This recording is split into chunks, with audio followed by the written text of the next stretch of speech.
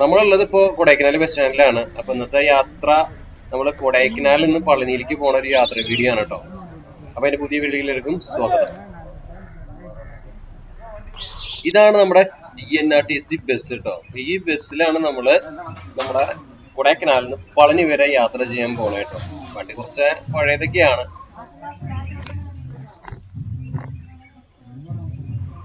അപ്പൊ നമ്മള് അങ്ങനെ യാത്ര തുടങ്ങി. നമ്മള് വണ്ടിയില് കയറി യാത്ര തുടങ്ങി. എന്തായാലും നമ്മുടെ ചുരം ഇറങ്ങാൻ തുടങ്ങുകയാണ് കേട്ടോ നമ്മള്. അപ്പൊ നമ്മുടെ കൊടൈക്കനാലിന്റെ എന്താ പറയാ ആ ഒരു ഗ്രാമകാഴ്ചകളും ഒക്കെയാണ് സൈഡിൽ നമ്മൾ കണ്ടുകൊണ്ടിരിക്കുന്നത്. ഇനിയിപ്പോ വെക്കേഷൻ എന്ന് തുടങ്ങുകയാണ്. ഇനി എന്താ പറയാ ഈ കൊടൈക്കനാലിലേക്ക് സഞ്ചാരികളുടെ ഒരു പ്രളയമായിരിക്കും എന്ന് എനിക്ക് തോന്നണം കേട്ടോ. എന്തായാലും ഇപ്പോ അധികം തണുപ്പൊന്നുമില്ല കൊടൈക്കനാലില്. അപ്പൊ എന്തായാലും നമ്മൾ അങ്ങനെ ചുരം ഇറങ്ങി ആദ്യത്തെ ഹെയർ പിൻ ബെൻഡ് നമ്മൾ ഇറങ്ങിക്കൊണ്ടിരിക്കുകയാണ് കേട്ടോ. ഫസ്റ്റ് ഹെയർ പിൻ ബെൻഡാണ് നമ്മളിപ്പോ ഇറങ്ങിക്കൊണ്ടിരിക്കുന്നത്. ഇവിടെയൊക്കെ ഹെയർ പിൻ ബെൻഡിന് അത്യാവശ്യം എന്താ വീതിയും കാര്യങ്ങളൊക്കെ ഉണ്ട്. ചില ഹെയർ പിൻ ബെൻഡ് തീരെ വലിപ്പം കുറഞ്ഞ പോലെ തോന്നും. ഇപ്പൊ ശരിക്കും പറഞ്ഞാൽ കുഡ്ലി ഹിൽസും അതുപോലെ തന്നെ തിമ്പം കാട്ടൊക്കെ ആലോചിക്കുമ്പോ ഇതൊക്കെ അത്യാവശ്യം വലിപ്പം കൂടിയ എന്താ പറയാ ഹെയർ പിൻ റോഡുകളാണെന്ന് നമുക്ക് വിശേഷിപ്പിക്കാം. കാരണം എന്താ വെച്ചാൽ കുഡ്ലി ഹിൽസും അതുപോലെ തിമ്പം കാട്ട് അതുപോലെ തന്നെ അവിടെയൊക്കെ ഈ ലോറികൾക്കൊക്കെ വളരെ ബുദ്ധിമുട്ടാണ് വണ്ടി ഓടിക്കാനൊക്കെ ആയിട്ട്. ലോറികള് ഒക്കെ ഭയങ്കര സ്ട്രഗിൾ ചെയ്യുന്ന നമ്മൾ ഒരുപാട് വീഡിയോ നമ്മൾ യൂട്യൂബിൽ കണ്ടിട്ടുണ്ടായിരിക്കും. അതുപോലെ തന്നെ നമ്മുടെ മുള്ളി വഴിക്ക് നമ്മൾ ഇറങ്ങിപ്പോരുന്ന ചുരം ഭയങ്കരമാണ്. അതുപോലെ നമ്മുടെ മസനഗുഡി വഴി ഊട്ടിക്ക് കയറുന്ന ഒരു ഹെയർ പെൻഡ് ഉണ്ട്. അതിന്റെയൊക്കെ വീഡിയോ ഞാൻ വരുന്നുണ്ട് കേട്ടോ. അതൊക്കെ അതിന് വേണ്ടി വെയിറ്റ് ചെയ്യാൻ നിങ്ങൾ ഗംഭീര വീഡിയോ ഇരിക്കുന്നത്. അപ്പൊ ആ മസനഗുഡി വഴി ഊട്ടി കയറുമ്പോ ഒരു ഹെയർ പിൻ പെൻഡ് ആണ്. അതും ഭയങ്കര ഡേഞ്ചറസ് ആയിട്ടുള്ള ഹെയർ പിൻ പെൻഡുകളൊക്കെയാണ്. അതിനെ അപേക്ഷിച്ചിട്ട് ഇതൊക്കെ അത്ര ബുദ്ധിമുട്ടുള്ള ഹെയർ പിൻ പെൻഡുകളും ടേണുകളും ഒന്നും അല്ല.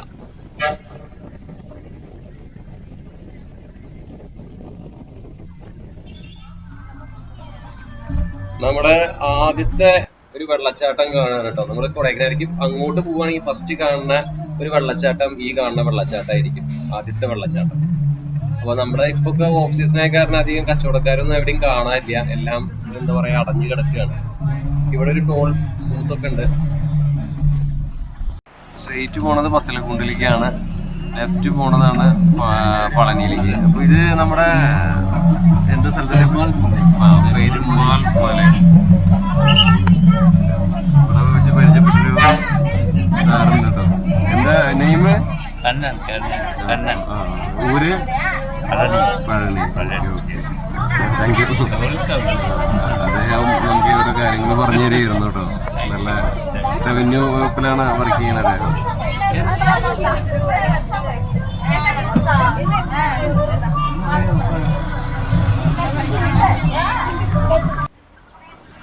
നമ്മളങ്ങനെ ചുരം ഇറങ്ങിക്കൊണ്ടിരിക്കുകയാണ്.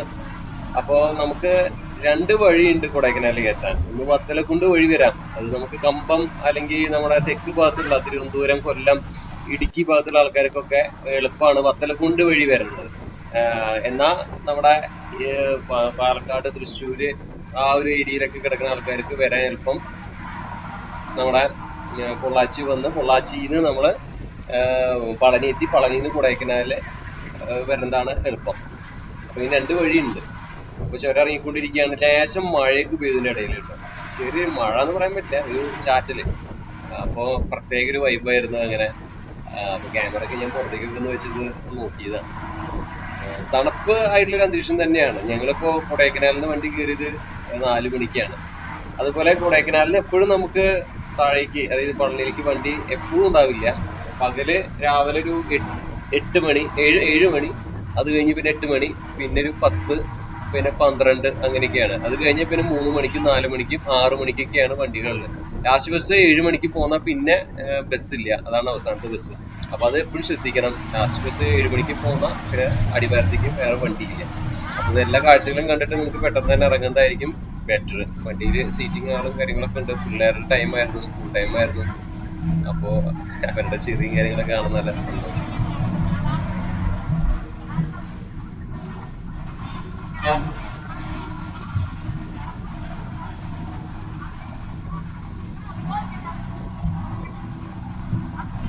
മഞ്ഞുമൽ ബോയ്സ് ഇറങ്ങിയതിനു ശേഷം കൊടൈക്കനാൽ കാണാനായിട്ട് ഒരുപാട് പേരുണ്ട്. മേജോറിറ്റി ആൾക്കാരും വരുന്നത് നമ്മുടെ ഗുണ കേവ് കാണാനാണ്, ഡെവിൾസ് കിച്ചൺ കാണാനാണ് കൂടുതൽ ആൾക്കാർ വരുന്നത്.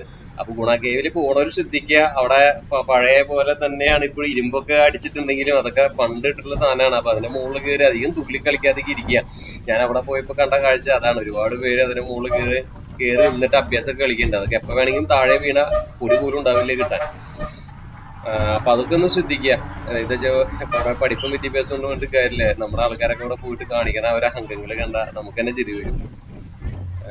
അപ്പോ അതുപോലെ തന്നെ ഇത് വളരെ ഇപ്പൊ നിങ്ങൾ സോളോ ട്രാവലറൊക്കെയാണ് കൊടൈക്കനാലിലേക്ക് നിങ്ങൾ പോണെന്ന് വെച്ചാൽ, നമുക്ക് സ്റ്റാൻഡിൽ എത്തിക്കഴിഞ്ഞാലേ അവിടെ വാനോ അല്ലെങ്കിൽ സൂമോ, ടാറ്റോ സൂമോ അങ്ങനത്തെ വണ്ടികളിൽ ഒരു 500 രൂപ കൊടുത്താൽ നിങ്ങൾക്ക് സൈറ്റ് സീയിങ്ങിനൊക്കെ ആയിട്ടുള്ള ഒരു ടീം വരും കേട്ടോ.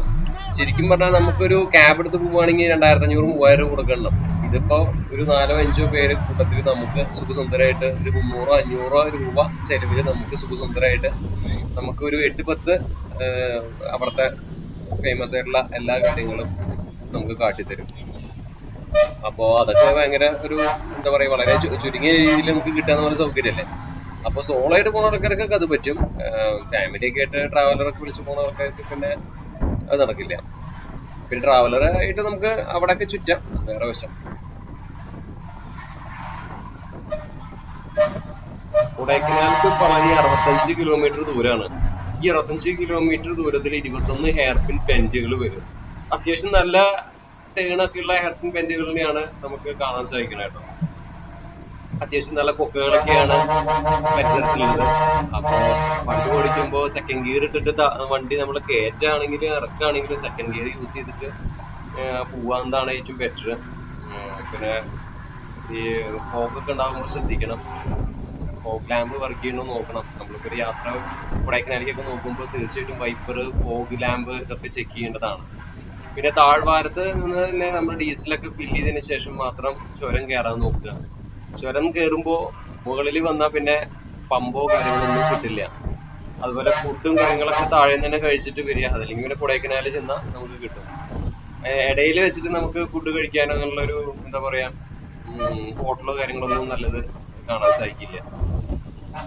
പിന്നെ അതുപോലെ ഫോണ് നന്നായിട്ട് അടിക്കുക.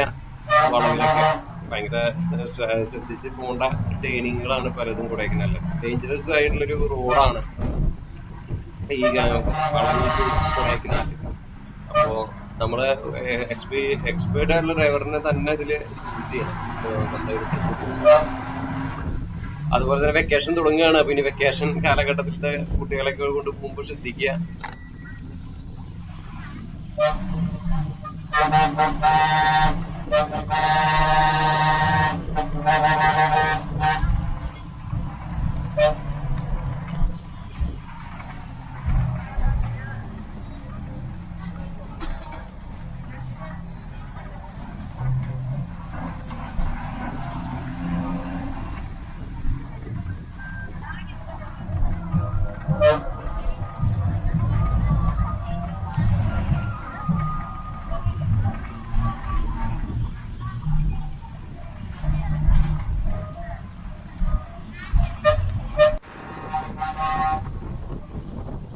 സൈഡൊക്കെ കണ്ടില്ലേ, എന്താ പാറയും കാര്യങ്ങളൊക്കെ അല്ലേ.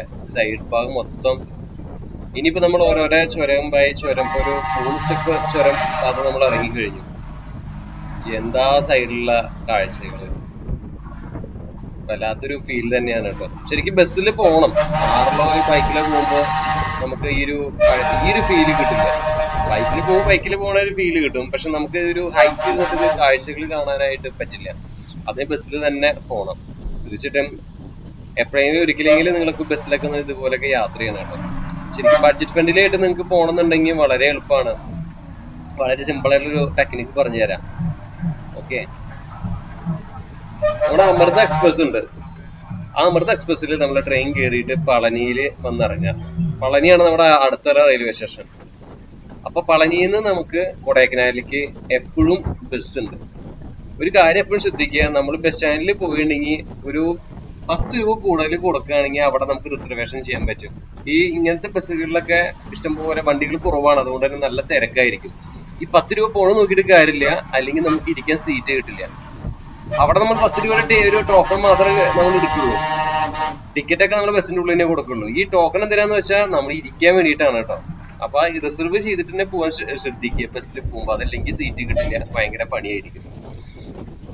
അതാണ് ശ്രദ്ധിക്കേണ്ട കാര്യം. അപ്പൊ ഞാൻ ബഡ്ജറ്റ് ഫ്രണ്ട്ലി എന്ന് പറഞ്ഞത് ട്രെയിനിൽ വരിക, അവിടെ വന്നിറങ്ങുക, 60 രൂപ ടിക്കറ്റ് കൊടുത്ത് ബസ്സിൽ കയറുക, നേരെ കൊടൈക്കനാലിൽ എത്തുക, 500 രൂപ കൊടുക്കുക, അവിടെ ഏതെങ്കിലും ഷെയർ വണ്ടിയിൽ കയറിയിട്ട് നമ്മൾ യാത്ര ചെയ്യുക. അപ്പോൾ എല്ലാം കൂടി ഒരു 1000 രൂപ താഴെ നമുക്ക് കൊടൈക്കനാലിൽ കണ്ട് പോകാൻ പറ്റും. എങ്ങനെയുണ്ട്?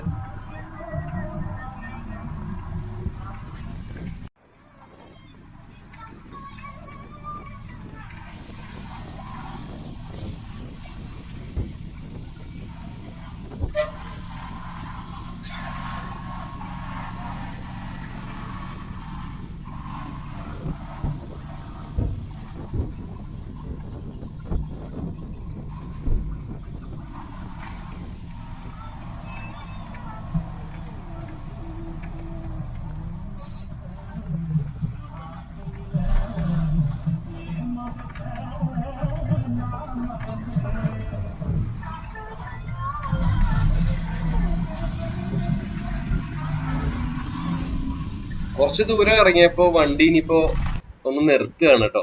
കാരണം വേറെ ഒന്നുമല്ല, നമ്മളൊരു ചെറിയൊരു ടീ ബ്രേക്കിനായിട്ട് വണ്ടി നിർത്തുകയാണ്. അപ്പോൾ ഒരു എന്താ പറയാ, റോഡിന്റെ ഒരു സൈഡായിട്ട് വീതി കുറഞ്ഞൊരു ഭാഗത്ത് വണ്ടി ഒതുക്കി അവിടെ ചായ കുടിക്കാനായിട്ട് വണ്ടിയിലത്തെ ആൾക്കാരൊക്കെ ഇറങ്ങിയിരിക്കുകയാണ് കേട്ടോ. അപ്പോൾ ഒരു 10 മിനിറ്റ് ഇവിടെ നിർത്തും വണ്ടി. അത് കഴിഞ്ഞ് വീണ്ടും യാത്ര തുടരും.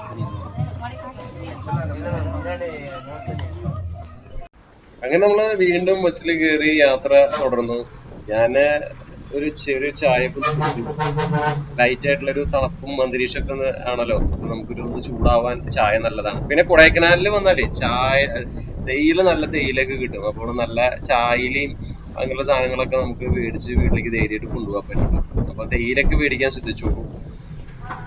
അപ്പോ നമ്മുടെ അങ്ങനെ ഒരു പ്രത്യേക ഒരു വൈബിൽ അങ്ങനെ ഇറങ്ങിക്കൊണ്ടിരിക്കുകയാണ്.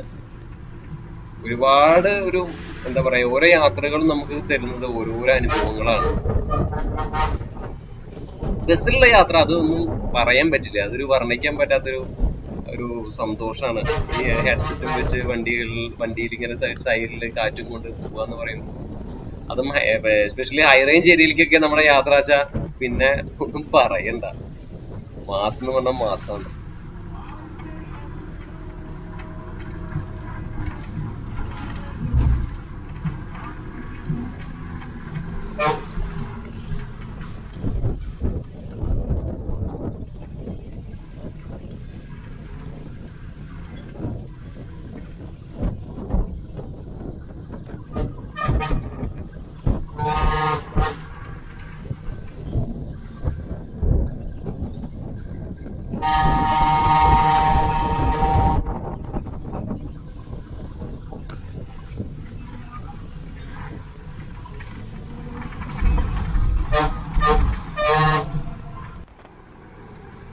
സമയം ഇപ്പൊ ഒരു 6:15 6:20 ആയിട്ടോ.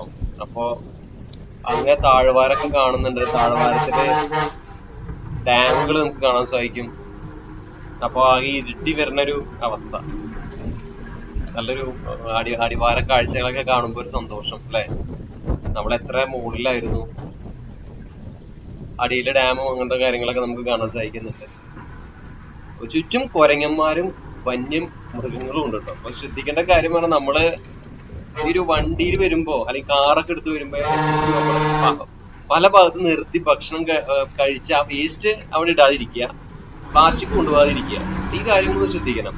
മാത്രമല്ല, ഈ പ്ലാസ്റ്റിക് ഇട്ടണമെങ്കിൽ ഈ വന്യമൃഗങ്ങൾ വന്നിട്ട് അവർക്ക് തന്നെ വല്ല ആപത്തും വരും. പിന്നെ നമ്മളെ ഈ ഒരു നമ്മുടെ ഫോറസ്റ്റ് വഴി കൂടെ വണ്ടി ഓടിക്കുമ്പോൾ ഒന്ന് ശ്രദ്ധിച്ച് ഓടിക്കുക. ചിലപ്പോൾ കുരങ്ങന്മാരും അവരിവരൊക്കെ ചാടാനുണ്ടാവും. അപ്പോൾ നമ്മൾ ശ്രദ്ധിച്ച് ഓടിക്കുക. ഓരോ ജീവനും വിലപ്പെട്ടതാണ്. പാൻകുട്ടികളും അതൊക്കെ ചാടും. പിന്നെ അതുപോലെ തന്നെ വന്യമൃഗങ്ങൾ ഒരുപാടുണ്ട്. നമ്മുടെ നാട്ടിലൊക്കെ അറിയാലോ, താഴെ നമ്മുടെ ഇറങ്ങിപ്പോണ്ട വഴികളൊക്കെ കാണണം കേട്ടോ. അപ്പൊ വന്യമൃഗങ്ങൾ നമ്മുടെ നാട്ടിൽ തന്നെ ഒരുപാട് ഇറങ്ങണ്ട. അപ്പൊ ശ്രദ്ധിക്കേണ്ട കാര്യം പറഞ്ഞാൽ ചുമ്മാ കയറി ആനയുടെയും അല്ലെങ്കിൽ മൃഗങ്ങളുടെ ഫ്രണ്ടിൽ പോയിട്ട് പെടാതിരിക്കുക. ചുമ്മാ നമ്മൾ ഇറങ്ങി അങ്ങനെ അങ്ങോട്ടും ഇങ്ങോട്ടും കാട്ടുകൂടെ നടക്കാതിരിക്കുക. കാരണം എന്താ വെച്ചാൽ ചിലപ്പോ വല്ല കാട്ടുമൃഗത്തിന്റെ ഇടയിൽ പെടും. അപ്പൊ നമ്മൾ ശ്രദ്ധിച്ചിട്ടുണ്ടെങ്കിൽ ഒരു പരിധി വരെ ഇതൊക്കെ ഒഴിവാക്കാൻ പറ്റും. ഞാൻ എപ്പോഴും പറഞ്ഞ ഓരോ കാര്യങ്ങളാണ്. അപ്പൊ നമ്മള് അടുത്തൊരു ഹെയർ പിൻ ബെൻഡ് കൂടി ഇറങ്ങുകയാണ് കേട്ടോ. അതിന്റെ ഇടയിൽ ഒരാള് പോയിട്ട് ലോറി നിർത്തിയിട്ടുണ്ട് അതിന്റെ ഇടയിൽ കണ്ടോ. അപ്പൊ നല്ലൊരു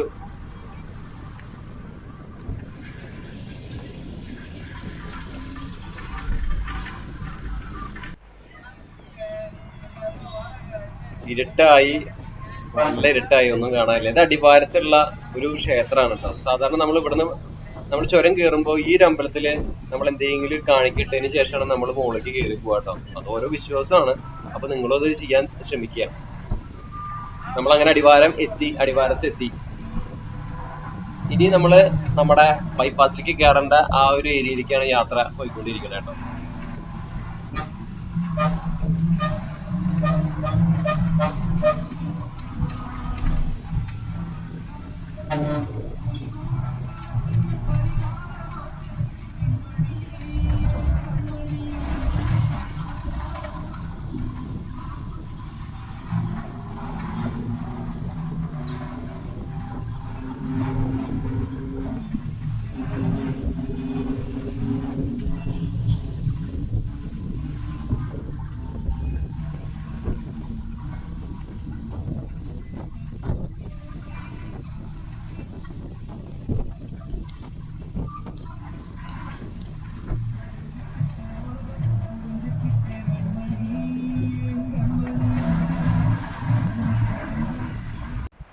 നമ്മളങ്ങനെ ബൈപ്പാസിൽ കയറി കേട്ടോ.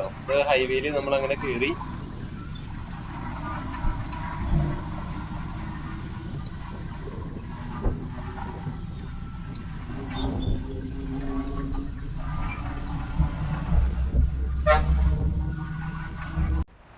ഈ സൈഡിലൊക്കെ കാണുന്നതാണ് നമ്മുടെ മുരുകൻ കോവിലേക്ക് പോണ വഴി കേട്ടോ. കണ്ടാ മുരുകന്റെ അമ്പലം കാണുന്നുണ്ട് നിങ്ങൾക്ക്? അതാണ് കാണുന്നതാണ് മുരുകൻ ക്ഷേത്രം. പളനിയാണ്ടവന്റെ തിരുസന്നിധിയാണ് ആ കാണുന്നത്. അപ്പൊ നമ്മള് പളനിയിൽ എത്തിയിട്ടോ. പളനി ടൗൺ ആണ് നിങ്ങൾ കണ്ടുകൊണ്ടിരിക്കുന്നത്. പളനി ടൗണ്, ആ മുകളിലെ പളനിയാണ്ടവന്റെ ക്ഷേത്രം എന്ത് അഴകാണെന്ന് പറയും. വീഡിയോയിൽ അത്ര ഭംഗി കിട്ടില്ല, നേരിട്ട് കാണുന്നതാണ് അതിന്റെ സൈഡിൽ. നമ്മളങ്ങനെ 6:45 നമ്മുടെ പളനി ബസ് സ്റ്റാൻഡിൽ എത്തിയിട്ടോ. നമ്മളൊരു 4:30 നമ്മൾ അവിടെ നിന്ന് പോകുന്നുണ്ടായിരുന്നു കൊടൈക്കനാലിൽ. 2 മണിക്കൂറിന്റെ ജേണി ഉണ്ട് എന്തായാലും, ചുരം ഇറങ്ങാനാണെങ്കിലും കയറാനാണെങ്കിലും. അപ്പൊ നമ്മളിതാണ് Palani bus stand. Palani bus സ്റ്റാൻഡിൽ ഇവിടെ വന്നിട്ടുണ്ടെങ്കിൽ നമുക്ക് എവിടേക്ക് പോകാനുള്ള വണ്ടികളും കിട്ടും. ഏത് നാട്ടിലേക്കുള്ള വണ്ടികളും ഈ ബസ് സ്റ്റാൻഡിൽ വന്നാൽ കിട്ടും. ഇവിടെ TNRTC ബസ്സുണ്ട്, പ്രൈവറ്റ് ബസ്സുകളുണ്ട്, LHCVS ബസ്സുകളുണ്ട്, എന്ത് വേണമെങ്കിലും നമുക്ക് ഇവിടെ കിട്ടും. അപ്പൊ ഇവിടെ സ്റ്റേ ചെയ്യണമെങ്കിൽ ഇവിടെ നിസ്സാര പൈസക്ക് സ്റ്റേ ചെയ്യാം, പള്ളിയാണ്ടവനെ തൊഴാം, എന്നിട്ട് ബാക്കി എവിടേക്കാണെങ്കിൽ പോവാം. അപ്പൊ ഇന്നത്തെ കൊച്ചു വീഡിയോ ഇവിടെ അവസാനിപ്പിക്കുകയാണ്. വീഡിയോ ഇഷ്ടപ്പെട്ടാൽ ലൈക്ക് ചെയ്യുക, ഷെയർ ചെയ്യുക, സബ്സ്ക്രൈബ് ചെയ്യുക. അടുത്ത വീഡിയോയിൽ കാണാം കേട്ടോ.